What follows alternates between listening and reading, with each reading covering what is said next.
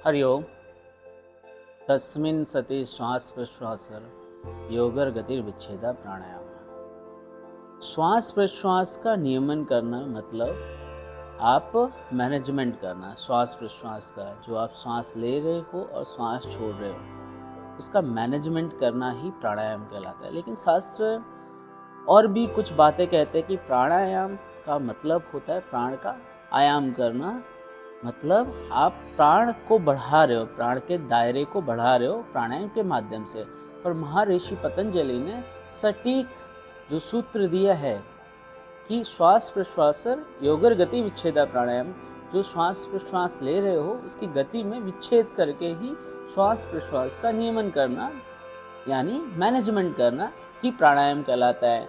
और ये करने के लिए कई सारी विधियों को बताया है। यहाँ पे 3 चीज़ें सबसे ज़्यादा इम्पॉर्टेंट है, जैसे पूरक, कुंभक और रेचक। श्वास को लेना, रोकना और छोड़ना, फिर बाद में अंत में कुंभक फिर से। आपको ये 3 चीज़ें बहुत ज़्यादा ध्यान देनी है। अगर प्राणायाम कर रहे हो तो प्राणायाम में रेचक, पूरक, कुंभक आएगा ही, मतलब उसके बिना प्राणायाम होगा ही नहीं। रेचक का तात्पर्य ये है कि श्वास को आप धीरे धीरे छोड़ रहे हो आपके शरीर में से। वहीं पे पूरक का तात्पर्य ये है कि श्वास को आप अपने अंदर भर रहे हो। और उसके बाद आता है कुंभक। कुंभक मतलब आपने श्वास को रोका है। अंतः कुंभक और बहिर्कुंभक 2 तरह के कुंभक कहे जाते हैं। अंतः कुंभक मतलब श्वास को आपने अंदर रोका है और बहिर्कुंभक आपको ने श्वास को बाहर रोका है। ये प्राणायाम में सबसे ज़्यादा इम्पॉर्टेंट है और इन्हीं के माध्यम से प्राणायाम किया जाता है। अगर प्राणायाम की कहीं भी बात आ रही है, और प्राणायाम का सबसे बड़ा डिफरेंस जो ब्रीदिंग के साथ है, ब्रीदिंग में सिर्फ श्वास लेना छोड़ना होता है और वहीं पे प्राणायाम में रेचक, पूरक, कुंभक तीनों साथ में करने होते हैं और इनके साथ में आपको बंद लगाने होते हैं, जैसे जालंधर बंद है, मूल बंद है और ध्यान बंद है। ये तीनों बंद सबसे ज़्यादा उनके बाद इम्पोर्टेंस माने जाते हैं कि बंद का उपयोग किया जाता है हमारे प्राणायाम में। अभी बात कर रहे हैं अगर प्राणायाम की, तो प्राणायाम में प्राणायाम का पूरा जो मैनेजमेंट है, मतलब प्राणायाम का मैनेजमेंट नहीं है पर श्वास प्रश्वास का मैनेजमेंट है।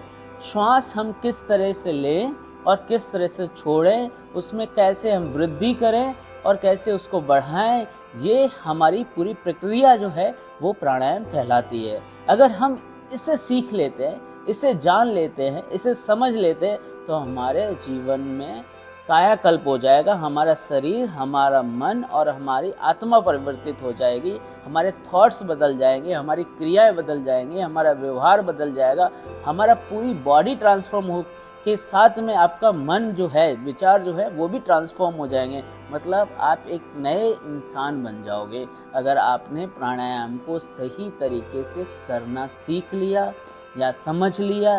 तो आप कहीं ना कहीं इसे करते करते धीरे धीरे आपकी सारी पहले आपकी नाड़ियाँ शुद्ध होंगी, एक एक नाड़ी शुद्ध हो जाएगी। मतलब शरीर की 72,000 नाड़ियाँ होती है शरीर में, वो 72,000 नाड़ियों की शुद्धि हो जाएगी। जैसे जैसे 72,000 नाड़ियाँ शुद्ध हो गई तो आप मान के चलना आपके शरीर में किसी भी तरह के कोई भी रोग नहीं रहेगा। आपका शरीर पूर्णतः स्वस्थ हो जाएगा और उसके साथ में आपकी नाड़ियाँ शुद्ध हो गई तो कहीं ना कहीं आपके अंदर प्राण की वृद्धि हो जाएगी। जैसे जैसे आपके शरीर में प्राण की वृद्धि होगी, आप धीरे धीरे इमोशनल बैलेंस करना सीख जाओगे। मानसिक रूप से आप स्थिर होने लगोगे।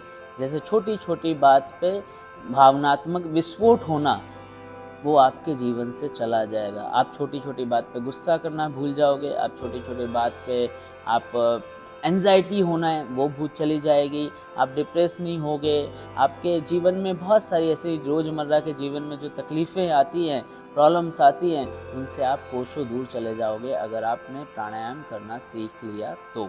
अब बात कर रहे हैं प्राणायाम है क्या। यही मैंने बताया कि प्राणायाम वो विधि है जहाँ पे हम श्वास प्रश्वास का नियमन करते हैं, मैनेजमेंट करते हैं और इसे बढ़ाते हैं कि हमारी जिससे लंग्स की कैपेसिटी बढ़े। अब लंग्स की कैपेसिटी जितनी ज़्यादा मात्रा में आप श्वास लोगे और उतने ही आप श्वास रोकोगे। अब इसमें एक रेशियो डिसाइड किया जाता है कि अगर आप प्राणायाम कर रहे हो, श्वास प्रश्वास कर रहे हो, तो श्वास जितने काउंट्स में आप ले रहे हो, ये एक रेशियो बता रहा हूँ, इसके बिना प्राणायाम संभव नहीं है।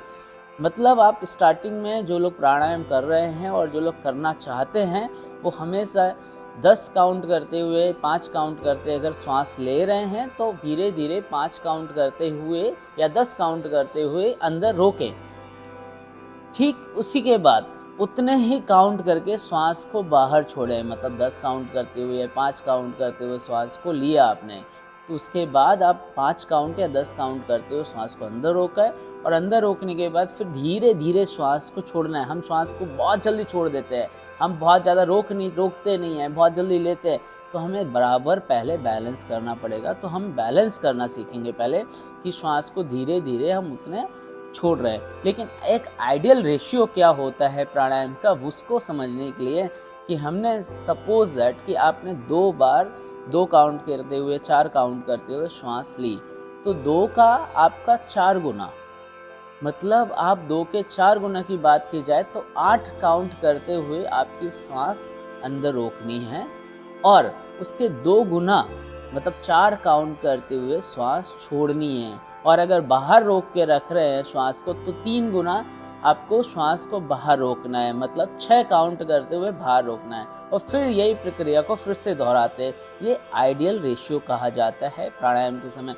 ये हमेशा यूज़ करना चाहिए अगर आप प्राणायाम से सिद्धि प्राप्त करना चाहते हो, प्राणायाम से ज़्यादा लाभ प्राप्त करना चाहते हो, प्राणायाम से आप अपने शरीर का, अपने विचारों का, अपने थॉट्स का कायाकल्प करना चाहते हो, तो ये रेशियो का आप उपयोग करोगे।